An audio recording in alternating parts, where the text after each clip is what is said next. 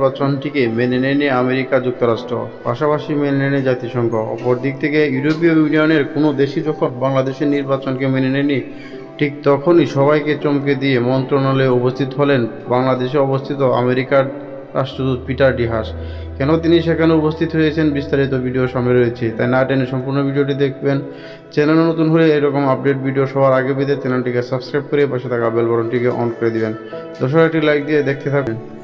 গত 7 জানুয়ারি যে নির্বাচনটি হয়েছিল, সেই নির্বাচনটি আন্তর্জাতিক মহলে প্রায় বেশিরভাগ দেশই অস্বীকৃতি জানিয়েছে এবং গ্রহণযোগ্য হয়নি বলে বিশেষ করে আমেরিকা যুক্তরাষ্ট্র, কানাডা, অস্ট্রেলিয়া তারা কেউই এই নির্বাচনটিকে গ্রহণযোগ্য বলে মনে করেনি। তাই অবশেষে এই নির্বাচনটি বাতিল হতে পারে এমন একটি সম্ভাবনা হয়েছিল।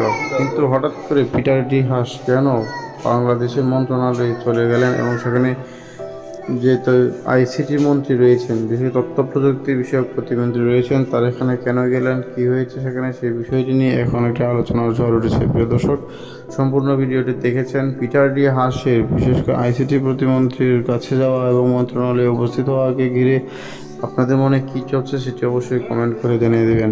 তাছাড়া বর্তমানে বাংলাদেশে যে বর্তমান মন্ত্রী পরিষদ গঠিত হয়েছে সেটি টেকসই হবে কিনা, এবং অনেকেই বলছে যে এই নিউটা একটি চমকপ্রদ হয়েছে, আবার অনেকে বলছে এটি একটি বাজে মন্ত্রিসভা পরিষদ গঠিত হয়েছে। সর্বোপরি বাংলাদেশের যে মন্ত্রণালয় মন্ত্রী পরিষদ গঠিত হয়েছে সে বিষয়ে আপনার মূল্যবান মতামত কমেন্ট সেকশনে জানিয়ে দেবেন। প্রিয় দর্শক, সম্পূর্ণ ভিডিওটি দেখার জন্য ধন্যবাদ। এখনকার মতো বিদায় নিচ্ছি, কথা হচ্ছে পরবর্তী ভিডিওতে। সেই পর্যন্ত সকলেই ভালো থাকবেন, সুস্থ থাকবেন। আল্লাহ হাফেজ।